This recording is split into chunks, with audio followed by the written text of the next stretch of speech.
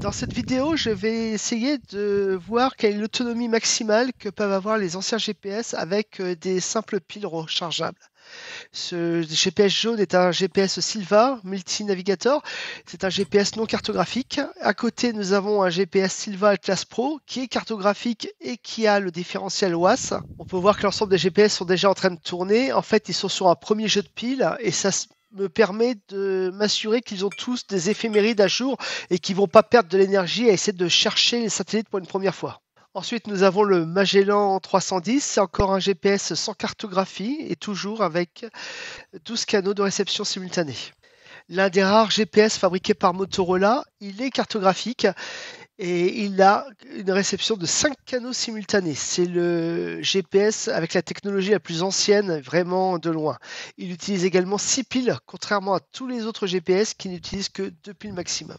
Ensuite, nous avons l'un des GPS les plus célèbres, c'est le Garmin 60CSX, celui qui a été utilisé par de nombreux géocacheurs parce qu'il intègre à la fois le différentiel, le compas, le baromètre, un altimètre. Enfin voilà, il est vraiment très très complet. Ensuite, on a un GPS qui ressemble, parce que c'est l'un des plus récents, de plus en plus à un smartphone, c'est le Colorado 300. Alors, il a un problème, le Colorado 300, c'est qu'il y a la roue crantée au-dessus qui tombe en morceaux, littéralement le caoutchouc se détériore. Je l'ai ici refait avec de la colle, c'est calamiteux, et l'écran est très très sombre. Et enfin, on a le modèle le plus récent, bien que ce ne soit pas le tout dernier, c'est l'Itrex 30. Il est cartographique, il est à la fois doté d'un compas et d'un altimètre et également du différentiel. Pour le test d'autonomie, je vais m'assurer qu'ils auront tous des piles fraîchement chargées, mais également qu'ils démarrent tous dans les mêmes conditions, c'est-à-dire avec des éphémérides à jour et des données sur les satellites à jour. Tous les GPS portables auront les mêmes piles. Il n'y a vraiment que le Panasonic qui aura un jeu de piles aux caractéristiques identiques, mais de marques différentes. Je ne me pose pas trop de questions, comme c'est le GPS le plus ancien, il est de 1995, je pense qu'il va finir avant les autres.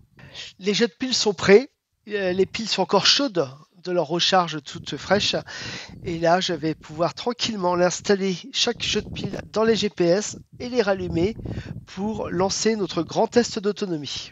De ce que j'avais lu à l'époque, je pense ne pas attendre une grande autonomie du Panasonic, c'est normal, il est ancien.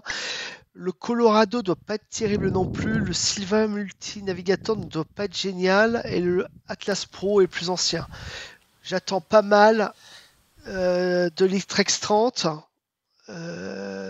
du 60 CSX, et je pense qu'on peut avoir une très bonne surprise aussi du Magellan 310. Donc là, je rallume les GPS avec les piles pour le test, et puis on peut voir les séquences de démarrage, ce qui est toujours intéressant. Ils ont globalement tous récupéré leur signal très très rapidement. Évidemment, je m'assure qu'il n'y ait pas de rétroéclairage actif sur les différents GPS, ce qui détruirait l'autonomie et fausserait complètement le test. Alors, le nombre de satellites en réception sur les GPS ne veut pas dire grand-chose en termes de précision. J'ai des GPS qui donnent une très bonne précision avec 5 satellites et il ne faut pas forcément mieux que celui qui va en avoir 8, 9 ou 10 en même temps pour le positionnement. On a pu voir aussi que le Colorado avait vraiment un écran très très sombre par rapport aux autres GPS. Il nécessite d'être en permanence avec l'éclairage actif. La plupart des GPS ont des écrans de type Matrix LCD, ce qui leur permet d'afficher n'importe quel type de graphisme, alors qu'il y a deux GPS qui ont des écrans LCD spécifiques, un peu comme les anciens Game Watch de Nintendo. C'est le multinavigator et le GPS 310, alors que les modèles supérieurs avaient également des écrans LCD Matrix comme le 315, le 320 ou le MAP 330. Cette caractéristique à l'époque qui était un petit peu ancienne gamme ne veut rien dire du tout parce que justement c'est peut-être ces GPS-là qui vont offrir la meilleure autonomie avec un système d'affichage beaucoup plus simple. Ces GPS ayant quelques dizaines d'années, je préfère les protéger que de les exposer aux éléments, même s'ils sont censés être étanches.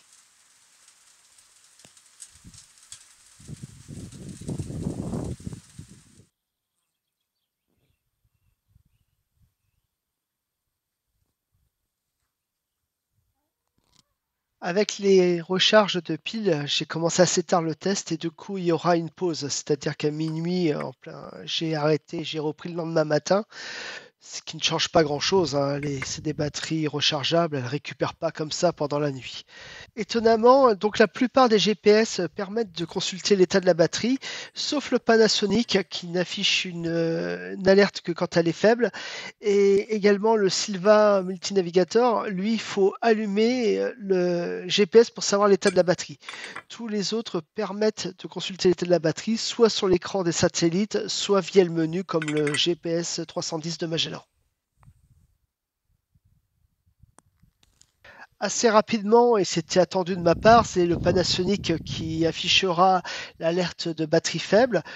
Et finalement, il suffit que j'aille dans le menu pour qu'il se mette à complètement déconner et à ne plus rien faire. Donc affichage qui s'affiche, éteint, reboot du GPS. Il aura tenu finalement 5h30, pas plus. 6 piles, 5h30, mais bon, technologie 1995. À mesure de l'avancement du test, j'ai la plupart des GPS qui sont réalistes. Par exemple, le Silva Atlas Pro indique assez rapidement qu'il est en fin de batterie. Mais par exemple, le GPS 310 de Magellan annonce toujours un niveau de batterie très élevé.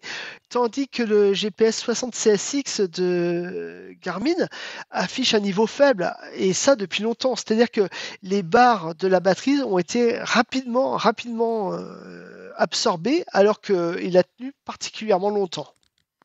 Avec 12 heures d'utilisation, c'est le Silva Atlas Pro qui rend l'âme en seconde position. Je ne m'attendais pas que ça soit une telle durée et que ça soit ce GPS.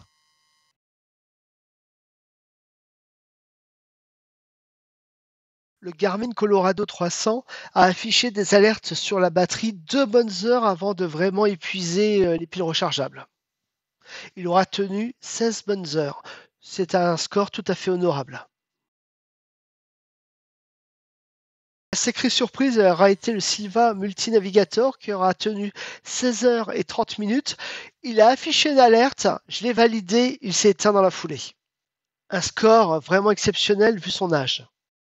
Ça fait pas mal de temps que le Garmin 60 CSX affiche une batterie faible. Et pourtant, malgré une indication assez optimiste de l'état de sa batterie, c'est bien le Magellan 310 de 1999 qui aura tenu à peu près 19 heures. C'est plutôt bien.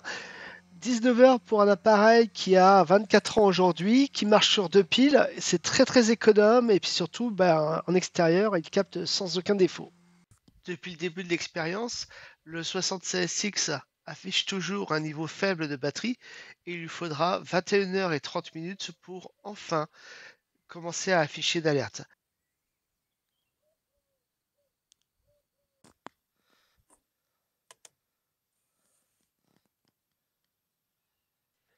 Et le couperet tombe au bout de 23 heures et 30 minutes.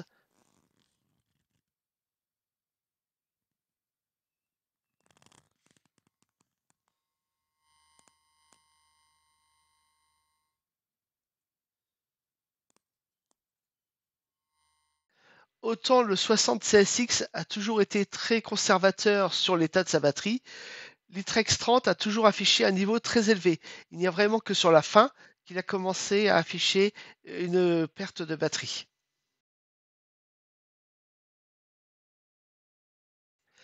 Il tiendra toutefois 11 heures de plus que le 76X et ça donne vraiment un record de longévité pour un appareil compact et toute option.